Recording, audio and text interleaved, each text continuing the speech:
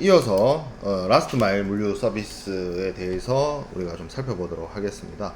라스트 마일 물류에 있어서 이 라스트 마일이란 말 자체가 사실은 미국적인 표현일 수밖에 없는데, 이게 이제 한국의 경우에는 거리의 측정 단위를 이제 뭐 미터, 킬로미터 이걸 쓰죠. 근데 이제 미국은 여러분들 알다시피 마일 1.6km로 환산하면 1.6km 정도 되죠. 그래서 이 라스트 마일이란 말이 뭐냐면 최종적인 목적지 내지는 최종 소비자에게 도달하기 직전의 마지막 마일이라는 뜻입니다. 그러니까 소비자의 예를 들어서 택배라고 쳤을 때 그 택배가 도달하는 곳에서부터 이제 1.6km, 마지막 구간, 소비자에게 닿는 그 지점, 그 부분을 이제 얘기를 하는 거예요. 그래서 우리가 소위 말하는 배송 단계에 있어서 가장 마지막 배송 단계를 의미합니다.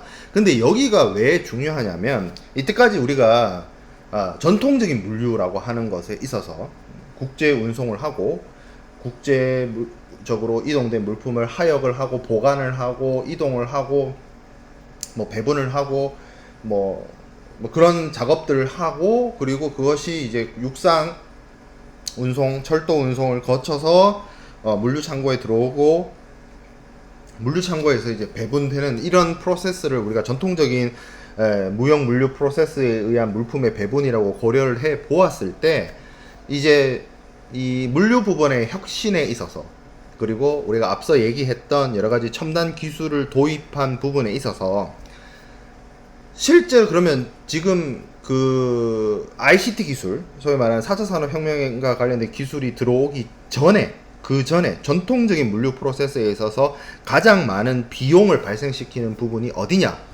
그리고 가장 고객이 클레임을 제기하고 문제 제기를 하는 곳이 어디냐를 놓고 봤을 때, 그 마지막 1마일, 그 마지막 1.6km 구간이라는 유통업계, 물류업계, 무역업계의 어떤 입장인 것이죠. 특히 오늘날 무역 거래라고 하는 것이 기존에 이제 전통적으로 수출입 계약을 체결하고 수출입 물품을 물품을 매매하고 뭐 하는 그런 과정도 중요하지만, 오늘날에 이르러 와서는 그 4인과 4인 간의 거래, 특히 더 나아가서 개인이 자신에게 필요한 물품을 우리가 해외 직구라는 이름으로 구매하기도 하고, 그리고 실제 기업과 기업 B2B 거래에서도, B2C 거래가 아니라 B2B 거래에 있어서도 온라인 쇼핑몰이나 온라인 방식 혹은 전자상거래를 이용을 해서 이제 물품을 이동시키고 물품을 배송시키는 것들이 많이 일어나고 있다는 거죠. 그래서 실제 물류기업들의 입장에서 바라보면 이 라스트 마일 부분에 있어서 이 배송을 잘 하는 것, 남들보다 잘 하는 것, 차별화하는 것이 굉장히 중요하고, 그것이 소비자로 하여금 자신들의 업체, 자신들의 사이트를 선택하게 만들 수 있는 어떤 차별화된 지점이라고 판단을 하면서 경쟁이 치열해지고 있습니다. 그것이 나타나고 있는 것이 여러분들이 실제로 물품을 구매하는 데 있어서, 이건 여러분들이 실제 실생활하고 되게 밀접한 어떤 부분이에요. 왜 밀접하냐? 제가 앞서 얘기했던 것처럼 마지막에 소비자한테 닿는 구간을 혁신시키겠다라는 것이기 때문에, 사실 여러분들이 해외에서 국내로 들어오는 수많은 물품들이 있습니다. 식품도 있고 원자재도 있고 부품도 있고 완제품도 있고 뭐 자동차도 있고 뭐 여러 가지 있죠. 전자제품도 있고 전자부품도 있고 있지만,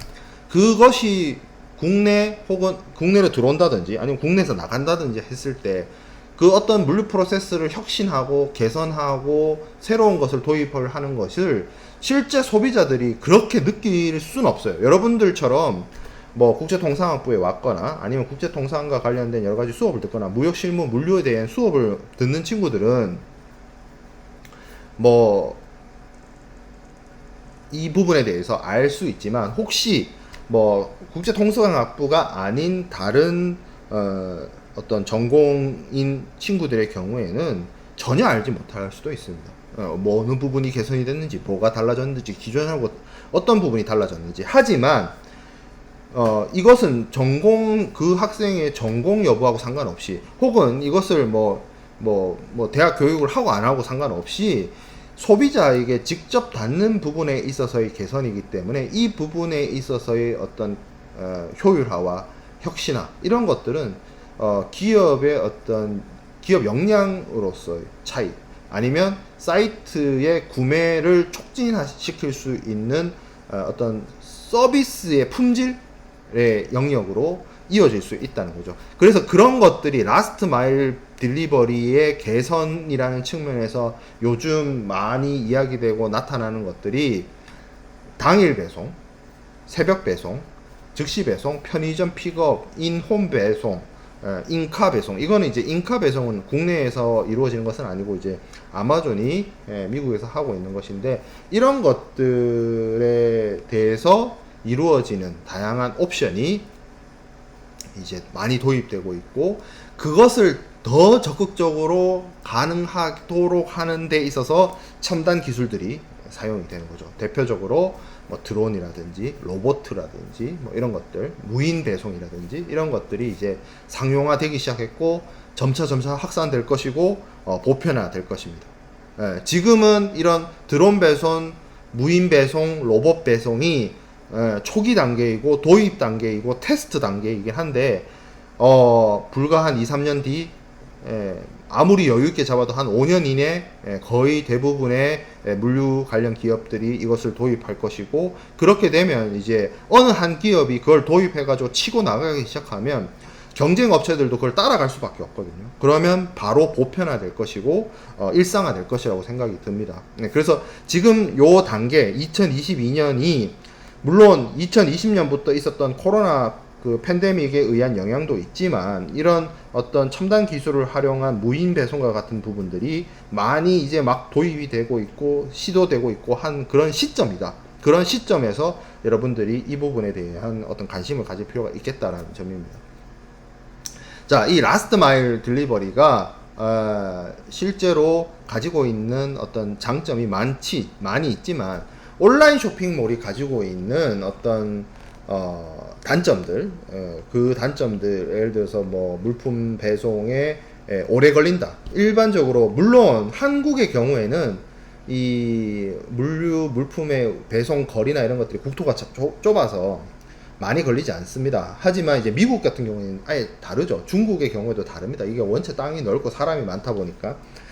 그래서 그 온라인 쇼핑의 경우에는 실제 구매를 하고 나서 실제 물품을 받는 데까지 걸리는 기간들이나 이런 것들이 굉장히 오래 많이 걸린다는 측면에서 단점들이 있는데, 이 라스트 마일에 있어서의 혁신으로 온라인 쇼핑이 가지고 있는 여러 가지 단점들을 완전히 상쇄시켜 버릴 수 있고, 그래서 온라인 쇼핑 사업을 하고 있는 많은 전자상거래 업체들은 당연히 이걸 하기 위해서 따라가고 있는 추세고, 이렇게 하다 보니까 전통적인 물류 업체들의 경우에 굉장한 위기감을 가지고 있고, 전통적인 물류 업체들도 이런 어떤 혁신에 동참하고 있는 상황입니다. 이거를 세계에서 제일 잘하는 기업이 어디냐라고 했을 때 아마존이죠. 아마존. 아마존의 경우에는 일단 자본력이 대단하고요, 기술력이 대단합니다. 그렇기 때문에 그것을 바탕으로 굉장히 공격적인 투자와 마케팅을 하고 있어서 라스트 마일 혁신을 리드하고 있죠. 이 아마존이 하고 있는 여러 가지 사업들 뒤에서 얘기를 하겠습니다만, 이런 것들은 굉장히 초기에 인프라 구축과 관련된 투자가 엄청 이루어져야 되고요. 그리고 드론이나 로봇을 이용한 배송 같은 경우에는 그것을 실현시킬 수 있는 기술력이 있어야 되는, 그리고 그 기술력을 갖추기 위해서는 또 선제적으로 R&D에 대한 투자가 있어야 되는데, 아마존은 그게 가능해요. 아마존은 그게 가능한데, 그게 안 되는 기업들의 경우에는 아마존하고의 경쟁에서 치열한 경쟁 속에서 퇴출될 수밖에 없는 그런 상황으로 내몰릴 수가 있죠. 국내에서는 아마존이 하는 것과 동일하진 않지만 나름의 국내 실정에 맞는 라스트 마일 딜리버리를 쿠팡이라는 회사가 하고 있어요. 그래서 이 아마존과 쿠팡이라는 이 두 업체의 사례를 조금 보면서 라스트 마일 딜리버리에 대해서 우리가 좀 이해를 하는 그런 시간을 가지도록 하겠습니다. 라스트 마일의 이전에 라스트 마일 딜리버리, 라스트 마일 서비스를 하기 이전의 물류 시스템을 좀 살펴보면, 제조업체가 물품을 만들면 이 만들어진 물품이 여러 단계를 거칩니다. 터미널을 거치죠. 물류 터미널을 거치고, 그리고 여기에 이 제조업체와 실제 소비자 사이에서 물류 유통을 담당하는 유통업체들이 있습니다. 뭐 상거래 업체일 수도 있고, 전자상거래, 뭐 온라인 쇼핑몰일 수도 있고, 실제 물품을 유통하는 택배사일 수도 있고, 여러 물품들이 여러 회사들이 관련되어 있고, 그리고 이렇게 물품이 옮겨가는 과정 속에서 이 제조업체가 예를 들어서 뭐 경북에 있고 소비자는 서울에 있다라고 쳤을 때, 이 구미나 경북 구미에 있는 공장에서 만들어진 물품이 이 서울에 있는 소비자에게 도달하기 위해서는 몇 차례의 허브 터미널과 서브 터미널을 거쳐서 도달을 하게 된다는 거죠. 그래서 라스트 마일이라는 것은 앞서 제가 말씀을 드렸다시피 소비자에게 도달하기 마지막 단계를 의미를 하고, 이 단계에서 여러 가지 많은 어떤 비용이 물류 비용 전체에 있어서 차지하는 부분이 요 단계, 이 전체 프로세스에 사실 뭐 어떤 길이적인 개념, 물리적 거리로서의 바라봤을 때는 사실 10%도 안 되는 구간이긴 합니다만, 이 구간에서 발생되는 비용이 전체의 절반 이상이 넘고, 이 구간에서 발생되는 여러 가지 문제들, 예를 들어서 배송지의 어떤 부정확한 주소라든지, 고객이 존재하지 않아서 뭐 어떤 물품의 분실이 발생을 한다든지 파손이 발생을 한다든지, 그리고 여기는 보통 소비자들이 위치하고 있는 곳이 도심지이고, 이런 물류 터미널이나 이런 것들은 사실 교외지에 위치하고 있죠. 그러다 보니까 요 단계, 마지막 탑차로 택배 기사가 전달하는 요 단계에는 교통 체증이라든지 뭐 교통과 관련된 뭐 소음, 이런 여러 가지 문제들이 발생을 해서 소비자 혹은 고객의 불만이 엄청 많다는 거예요. 그래서 이 실제로 여러 물류 기업들의 어떤 고민이, 물품을 집하하고 받아서 분류하고 소팅을 하고 그걸 이제 각 지역의 터미널로 보내고 했을 때 발생되는 비용보다 물류 업체가 개별 소비자에게 직접 배송을 하기 위한 마지막 단계에서 발생되는 비용이 너무 많이 들다 보니까 이거를 개선할 방법이 없겠느냐. 그래서 대표적으로 나오는 것들이 당일 배송, 편의점 픽업, 새벽 배송, 이런 것들인 겁니다. 그러면 이런 것들을 할 수 있게 만드는 어떤 기술은 무엇이냐? 앞서 얘기했던 첨단 기술, 그리고 4차 산업혁명과 관련된 여러 가지 ICT 기술, 이런 것들을 활용을 하는 것이고, 그런 것들을 활용하는 인프라를 구축을 해서 그 인프라를 바탕으로 라스트 마일 딜리버리를 실현시키고 있는 것이죠. 자, 그럼 라스트 마일 구간의 중요성에 대해서 우리가 좀 살펴보면, 이 구간이 왜 중요하냐? 배송 단계에서 살펴봤을 때 정말 가장 비효율적인 구간이더라 거죠.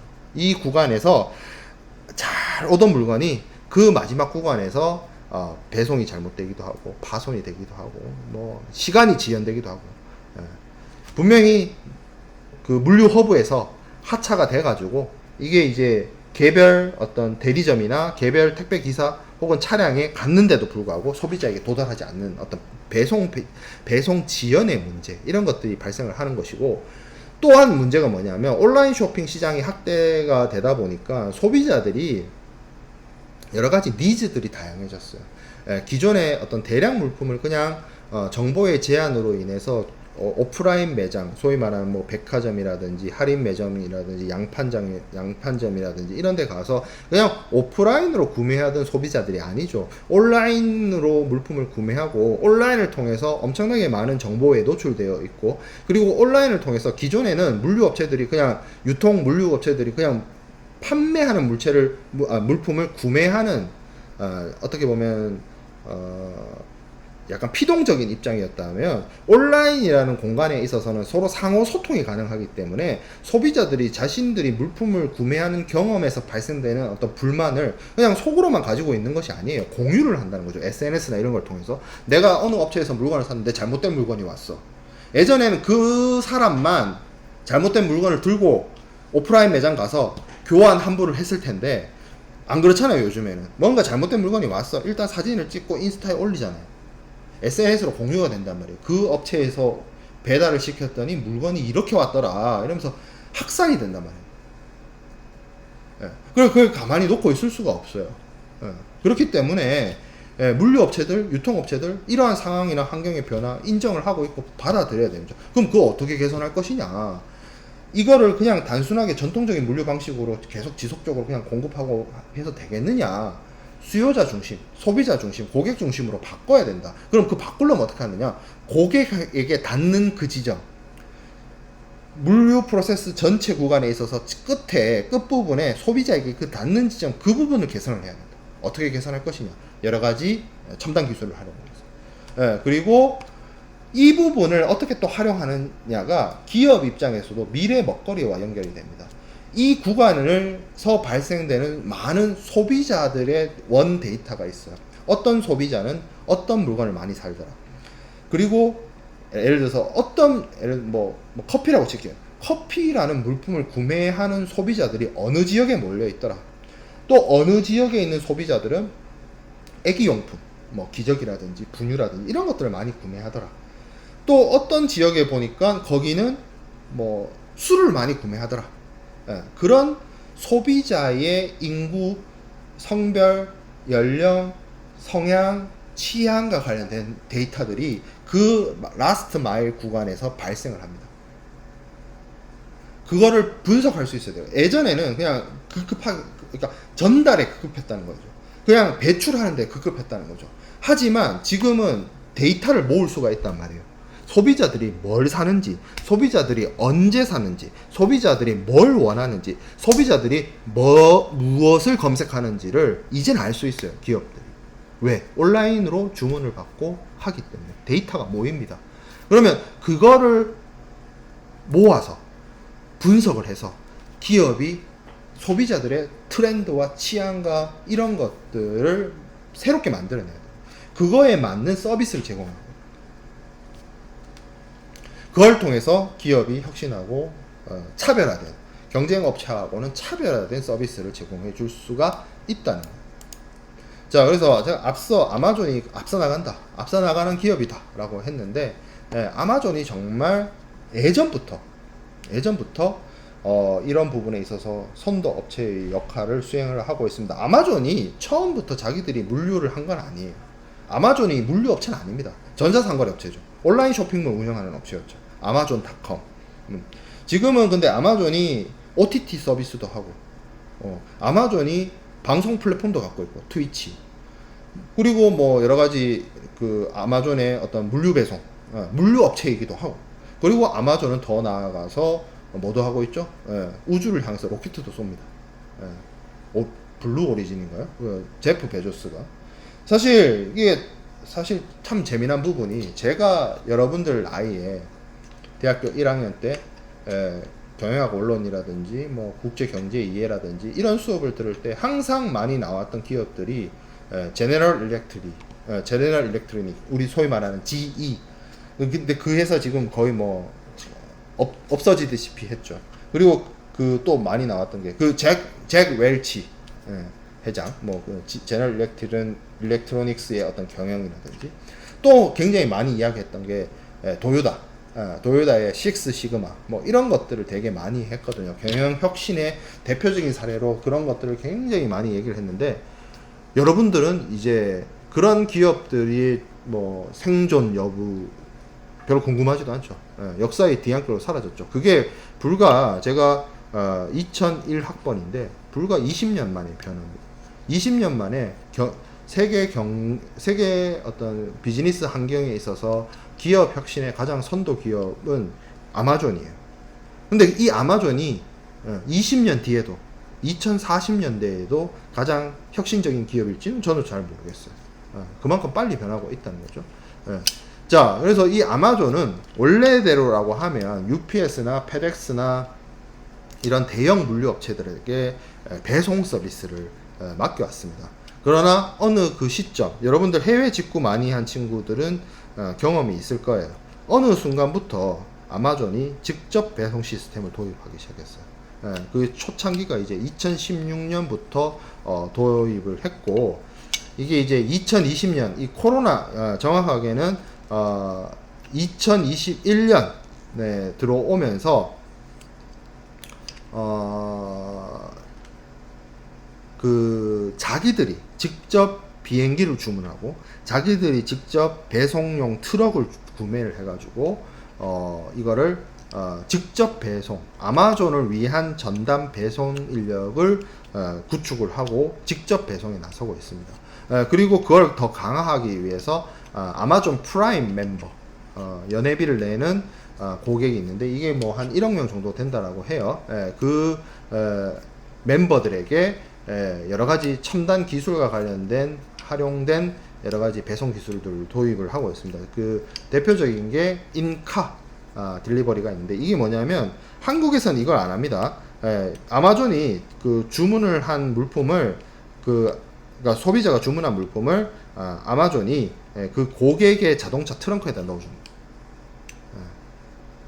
그래서 주문자가 아마존 키 어플리케이션을 하고 연동을 해가지고 자기 계정에 따라서 자기가 소유하고 있는 차량의 트렁크를 열면 거기에 택배 기사가 물품을 넣어주는 그런 서비스입니다.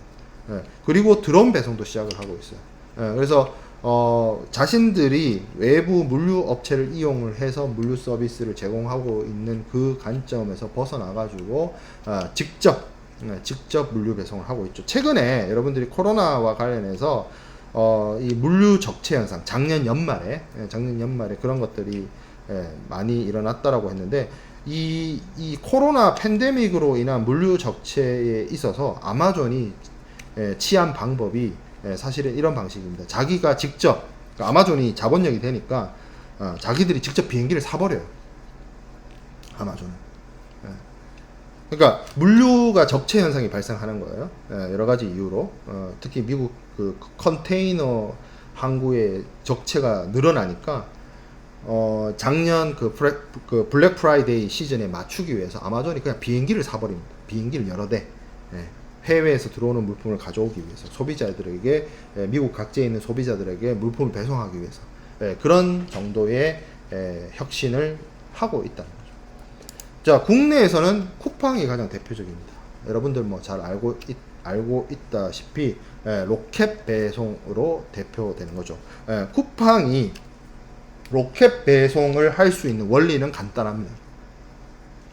쿠팡이 자기들이 소비자들이 많이 찾는 물건, 소비자들이 많이 구매하는 물건을 미리 준비를 해두는 거예요. 미리 구매를 해두는 겁니다. 그래서 그 소비자와 가까운 대형 물류 창고에 넣어두는 거예요. 그래서 여러분들이 그 쿠팡의 총알 배송, 로켓 배송을 살펴보시면 쿠팡에서 판매하고 있는 모든 물품이 로켓 배송 대상이 되는 건 아니에요. 로켓 배송 대상이 따로 있죠. 그리고 정해진 수량이나 어떤 종류를 벗어나면 로켓 배송이 안 되는 일반 배송을 해야 되는 경우도 있어요. 그 차이가 뭐냐면 로켓 배송이 대상된 로켓 배송을 할 수 있는 물품의 한도가 있다는 거죠. 그 한도는 결국에는 그 소비자의 그 주거지에 가까운 곳에 만들어진 쿠팡의 대형 물류 창고에 미리 쿠팡이 물건들을 가져다 두는 겁니다. 그러니까 쉽게 말해서 소비자가 주문을 받아서 쿠팡이 실제 생산자나 제조업체에게 그걸 받아와서 전달하는 방식이 아니라 이미 쿠팡은 소비자들이 많이 찾을 것 같은 물건을 자신들의 자신들의 물류 창고에다가 이미 다 가져다 놓고 부산에서 사람들이 주문을 하면 부산 근처에 있는 뭐 양산이나 이런 곳에 있는 물류 창고에서 물건을 바로 갖다 주는 거죠. 그러니까 하루 저녁에 주문해도 그 다음날 새벽에 도착이 가능한 거죠. 이게 주문을 받아서 생산자에게 받아서 가지고 온다라고 하면 적어도 2, 3일 걸립니다. 기존에 쿠팡이 총알 배송을 하기 이전에 여러분 온라인 상거래 생각해 보세요. 오늘 주문하면 내일 안 옵니다. 2, 3일 뒤에 왔었어요. 그런 게 불과 2010년대 초반까지도 그랬어요. 근데 그걸 깨버린 게 뭐죠? 쿠팡의 로켓 배송. 그래서 쿠팡은 또 이걸 가능하기 위해서 전문 배송 기사를 따로 쓰죠. 쿠팡맨이라고 합니다. 그래서 이 쿠팡맨들은 실제로 보면 그 어떤 허브에 해당되는 물류 창고로부터 소비자에게 이르는 요 구간만 담당을 하는 거죠. 일반적인 뭐 우리가 소위 택배 회사라고 하는 CJ 뭐 대한통운이라든지 롯데 택배라든지 뭐 이런 업체를 사용하는 것이 아니라 그 로켓 배송이 대상이 되는 물품들을 그런 식으로 소비자에게 빨리 가져다 주는 겁니다. 신속성을 한 거죠. 근데 그거를 가능하게 만드는 것들을 생각을 해보면 소비자에 대한 정보에 대한 분석을 얘기 안 할 수가 없어요. 자, 아마존의 경우에는 당일 배송이 가능합니다. 미국에서도 마찬가지죠.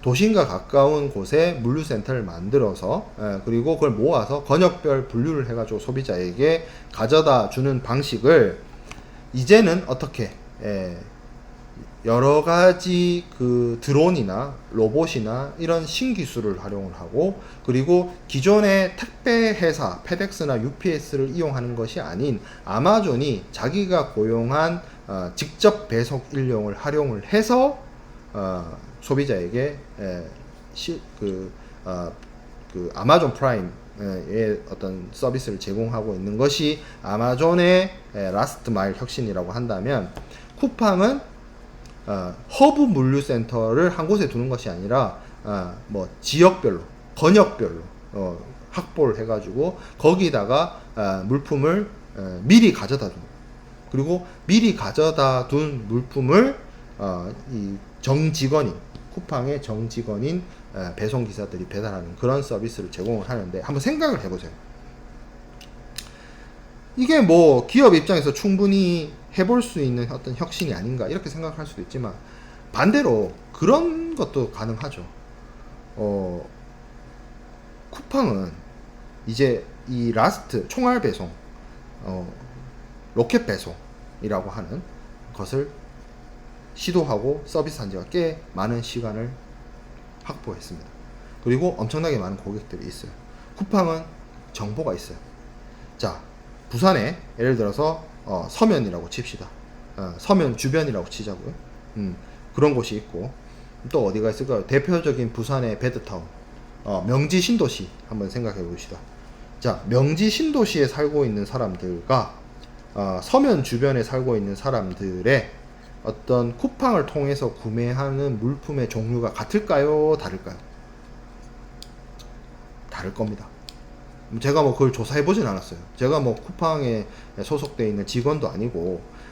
왜 그런 얘기를 하냐면, 서면에 살고 있는 소비자들은 아마 뭐 일상적인 제품을 많이 구매를 하겠지만, 명지 신도시에 살고 있는 소비자들은 그 뭐 이제 젊은 부부이거나 아니면 아기를 키우고 있는 가정이 많을 겁니다. 아니면 대비가 되는 조금 연세 많으신 분들이 살고 있는 동네, 부산에서 어디가 있을까요? 뭐 예를 들면 뭐 대신동 이런데, 대신동 지역하고 부산의 저기 강서구 명지 신도시에 사는 분들의 인구 구성, 가족 형태, 소비 패턴, 생활 패턴이 달라요.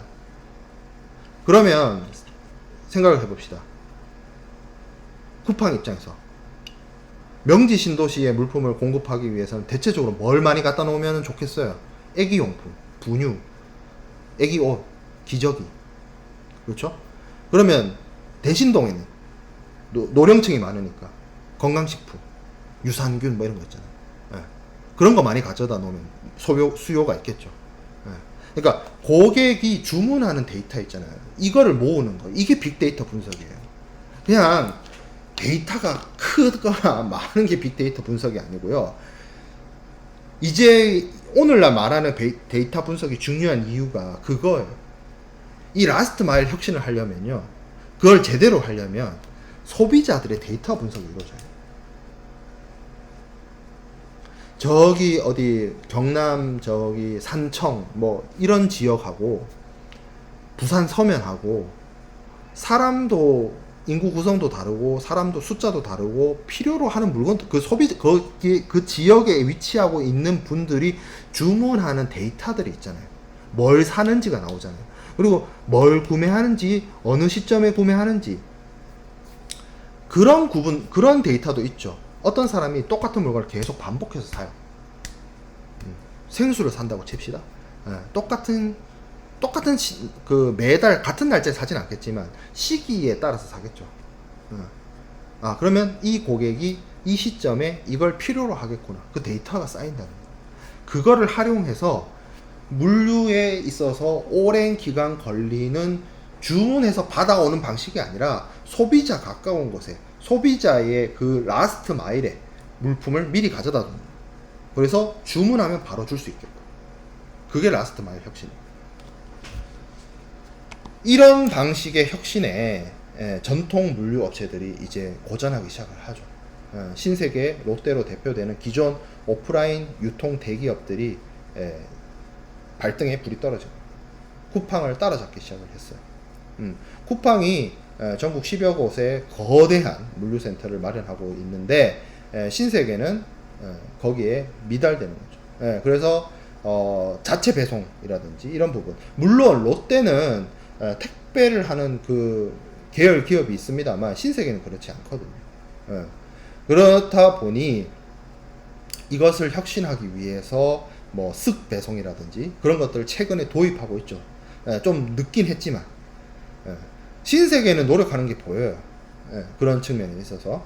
그리고 기존의 전통적인 우리 택배 회사라고 하는 이 CJ 대한통, 이 경우에도 이러한 어떤 흐름, 이런 것들을 조금 변화하고자,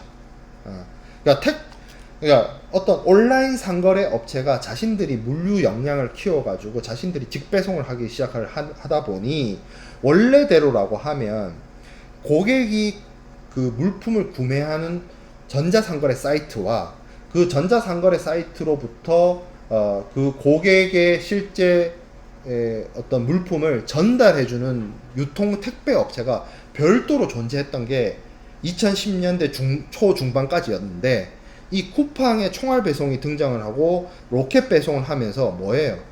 소비자의 니즈에 맞는 그 제각제각의 물건은 만큼은 전체 물건은 아니더라도. 근데 사실 이게 또 주의 깊게 봐야 되는 게, 쿠팡이 전체 모든 취급하는 물품을 다 로켓 배송 해주는 건 아니거든요. 근데 사람들은 원체 그 로켓 배송이 너무나 빨리 오고 당장 내일 오고 내일 아침 새벽에 도착해 있고 이런 거에 그 각인이 되어 있다 보니까 모든 물품을 그렇게 하는 것처럼 느껴지는 거지만 실질적으로 그렇지는 않아요. 그러니까 그런 식으로 자신들이 직접 배송을 하다 보니 기존 물류 업체들의 경우, 기존 택배 업체들의 경우에 일감 자체가 줄어드는 경우도 있지만, 어떤 혁신에 뒤처짐으로 인해서 시장의 주도권이나 이런 것들이 뺏겨가는 거죠. 물류 업체에서 그러니까 전자상거래 업체가 유통 물류를 자기들이 직접 함으로 인해서 유통 물류 업체들의 설 자리 자체가 위협받고 있는 것이 사실입니다. 그러니까 거기에 대해서 독자적인 어떤 라스트 마일 서비스를 할 수 있는 여러 가지 역량이나 인프라들을 구축을 하고자 하는 노력을 기울이고 있는데 쉽지 않아요. 아마존과 같은 정도의 자본력과 아마존과 같은 기술력을 국내 업체들이 가지고 있지 않습니다. 그리고 아마존의 경우에는 여러분들이 실제 아마존을 통해서 해외 직구를 해 보시면 알겠지만, 아마존은 이미 글로벌한 물류 역량을 키우고 있어요. 미국 내에서 국한되지 않습니다. 알리바바도, 중국의 알리바바도 뭐 사실 원체 중국 내수 시장이 크기 때문에 그렇지 그 중국 전체, 중국 전 영토를 커버할 수 있는 역량을 가지고 있기 때문에 국내의 좁은 시장, 국내의 뭐 인구 5천만 명의 이 좁은 시장에서의 물류 인프라를 구축하고 역량을 키우는 것 자체가 국내에서는 뭐 쿠팡이나 이런 업체들과 경쟁을 할 수 있겠습니다만, 한국 내수 시장 자체가 굉장히 규모가 작기 때문에 이 기업들이 과연 글로벌 경쟁력이 있느냐에 대해서 많이 의문이 있어요. 그렇다고 해서 뭐 쿠팡이 뭐 모든 걸 다 잘하는 건 아니에요. 저는 솔직히 그런 생각해요. 쿠팡의 서비스의 핵심은 두 가지거든요. 물류센터를 지어서 거기다가 미리 물건을 가져다 줘서 소비자의 반응, 소비자의 구매에 맞춰서 즉각적으로 신속하게 대응한다는 측면도 있지만, 그게 첫 번째고, 두 번째가 이제 그 쿠팡맨으로 대표되는 로켓 배송의 그 인프라, 직접적인 인프라라고 볼 수가 있는데, 그러다 보니 전국 방방 곳곳에 물류센터, 거대한 물류센터를 지을 수밖에 없고, 그렇게 소비자의 구매 패턴이나 소비자의 빅데이터를 이용을 해서 물류센터에 물품을 가져놓음에도 불구하고 뭐 여러 차례 쿠팡 물류센터에 화재가 발생해서 그 여러 가지 그런 어떤 개선 방안이나 이런 것들을